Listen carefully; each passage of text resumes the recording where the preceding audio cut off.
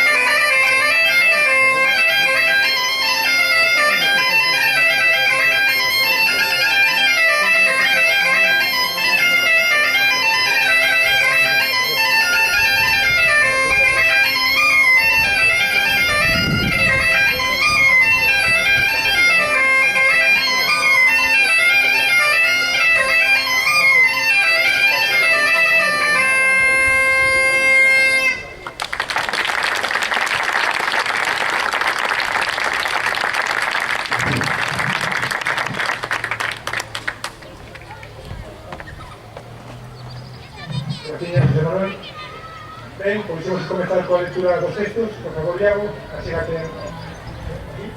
Vamos a facer unha lectura dun texto de Castelao.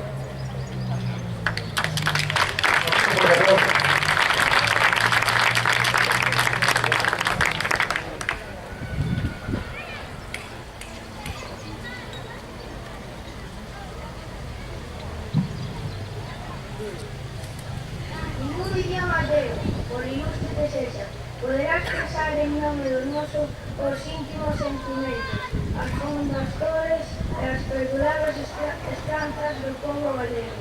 Se ainda somos diferentes e capaces de existir, non é máis que por obra e gracia do idioma.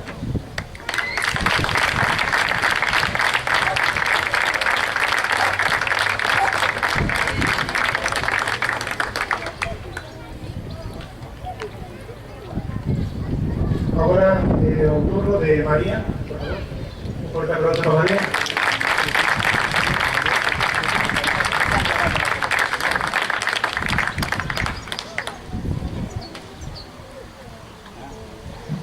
E diríalles máis, prohibiches o galego nas escolas para producir no espírito dos nosos rapaces un complexo de inferioridade, facéndolles creer que falar galego era falar mal e que falar castelán era falar ben.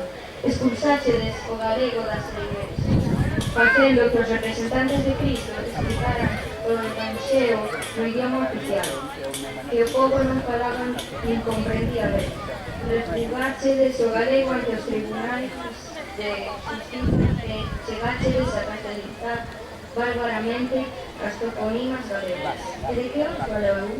Porque despois de máis de 4 séculos de política asimilista, exercida con toda a riqueza de astucias e violencias, o noso idioma está vivo, só despois uns imperialistas fracasados.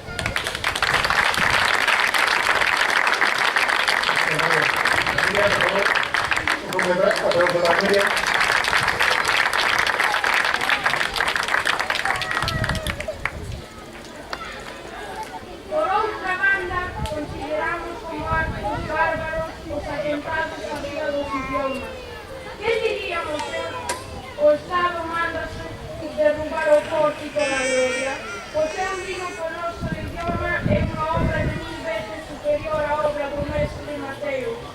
Creou un xeito inviolable do noso povo e logrou un novo amor, a dor e a delicia de moitísimas xeracións. Unha lingua é máis que unha obra de arte, é matriz inagotable de obras de arte.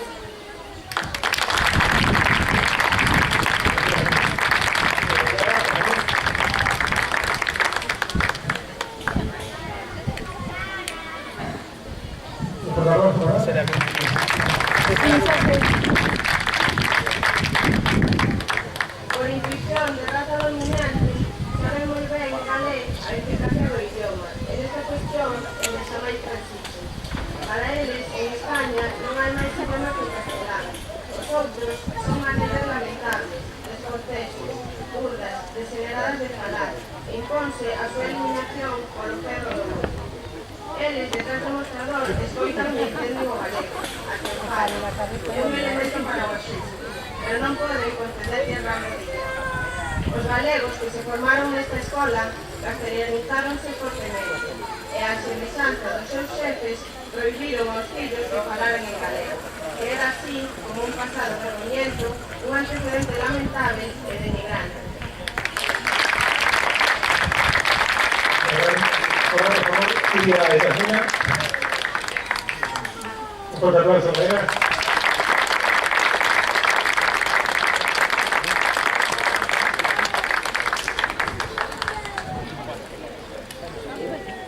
Con que dereito se nos obriga a defender a lingua de Castela e non se obriga aos casteláns a defender a nosa? Con que dereito se prescinde do idioma galego nas escolas da Galiza para que os galegos non se afagan a lelo e non seiban escrevelo? O que nos preocupa e indigna é que o galego sexa un idioma proscrito das escolas primarias de Galiza.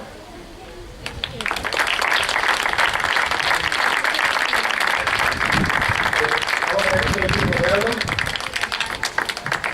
Por la cuarta, por ahí.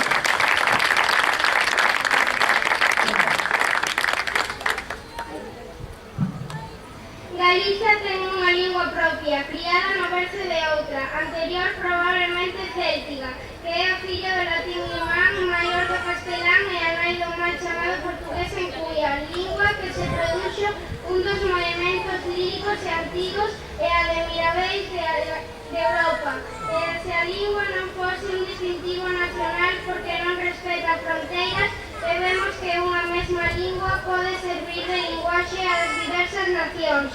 Xusto será recoñecer que polo menos o idioma galego, hoxe falado en varias partes do mundo, é natural de Galiza, porque así naceu e ali se criou e o fixo literariamente.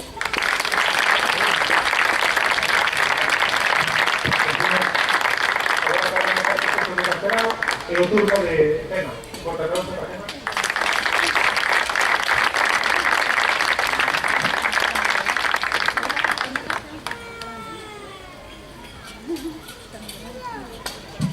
Algúns galegos de boa fe coidan que o cultivo do noso idioma é un impedimento de traballo na emigración, mas eu quero invitarvos a meditar. Pensades que a nosa terra pode seguir sendo un criadeiro de carne humana para enviar ás Américas en paquetes teustóns? Porque o noso deber está en asegurar o dereito ao traballo remunerado, para que ningún irmán noso emigre por necesidade. Pensades que os galegos poden seguir andando polo mundo a ofreceren indignamente a mercancía dos seus lombos e dos seus brazos? Porque o noso deber está en armar ao povo unha instrucción primaria, profesional e técnica, que le permita ser digno en todas partes, e en todas partes atopar as ventaxas que se lle ofrecen a un inglés, a un alemán, ou é que na emigración resulta superior un castelán a un galego por falar unha lingua máis extensa. A superioridade non está no idioma que se fala, está no que se sabe, no que se di e no que se fai.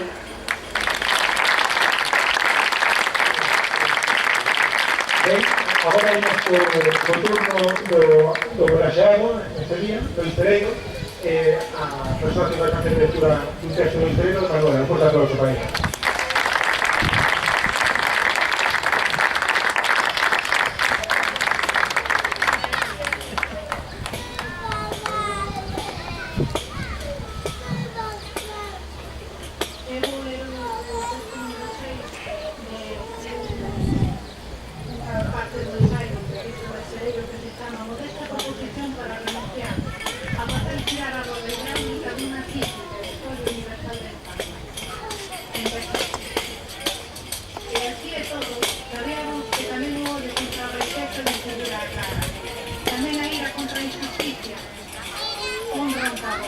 Por desgracia, nós que queríamos preparar o camiño á amabilidade non podemos ser amables. Desta vez, loito, pero é mellor sempre intentar ser amable. Mellor rirse dun mesmo e dos demais ser pura destructiva, ainda estando seguros das máis escuras e brutais certezas sobre o fondo das cousas. O objetivo ha de ser sempre un universo que se expande. A dor, a escuridade, o mal tamén existen por nós e contra nós, pero axudan a que a beleza e o prazer sexan aínda máis brillantes. Por iso, non debemos evitar, para forrar os sofrimentos, a parte máis oscura en cada cousa, porque produce lucidez e horror no seu coñecemento. Non é posible renunciar a esta guerra interna que lle vai disputar sempre o territorio a nosa supervivencia moral. E se nos resignamos a non saber que existe, seremos enganados con máis facilidade cada vez. A verdade sempre é revolucionaria, decía Lenin, sen estar moi seguro do que significaba. Aprender é unha victoria, dubidar é sempre unha loita continua, e a crítica non hai que desterrala. Porque se non hai dogmas nin bandeiras que nos guíen, estamos obrigados a escoller as cousas e as ideas máis dignas do noso nivel de ética e de generosidade. Se o inxenio optimismo escarmentado e sen un pesimismo opaco e ben alimentado que nos deteña e nos permita unha indiferente neutralidade falsa. Xa non imos ser cómplices do que nos indigne ou nos revolne. Nada é inmutable, todo se transforma. Quen teña tempo, enerxía e desexe facer algo, que vai a propoñendo algo, por exemplo.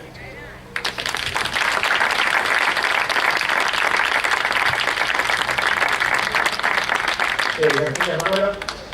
Lorenzo, para rematar coas lecturas de Lois Pereiro, vai facer unha lectura de dos poemas e acto seguido, Xosé Manuel tocaremos outras pezas de gaita. Un forte aplauso para Lorenzo.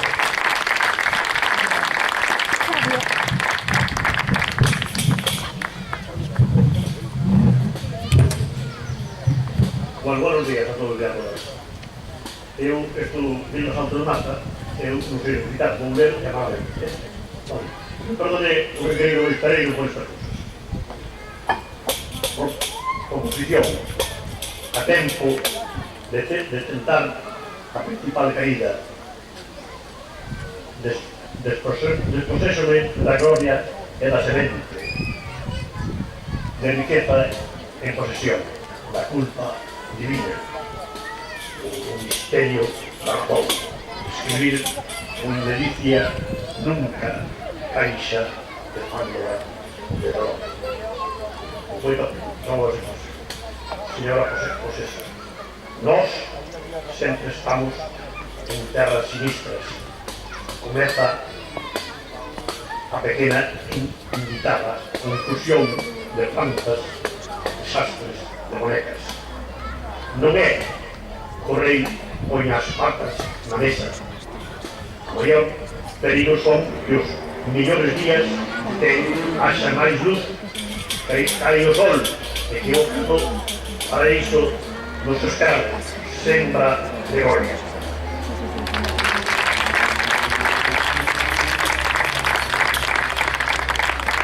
Como dije antes, para rematar, o gran gaiteiro Xosé Manuel vai facer unhas pezas